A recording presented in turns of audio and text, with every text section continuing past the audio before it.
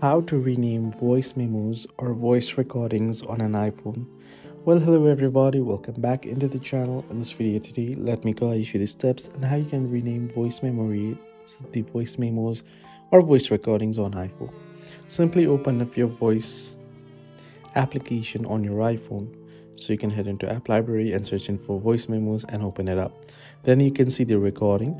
You can tap and hold on it here and you'll be able to move it. But what you can do in order to rename it is you want to tap and hold on the name there. So you can see here.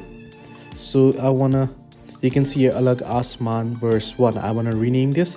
I can tap and hold on the name there and then I can proceed to edit it.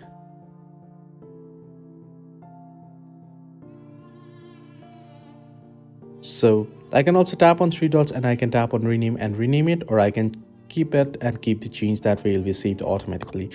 Hope this video helped you. Do like and subscribe.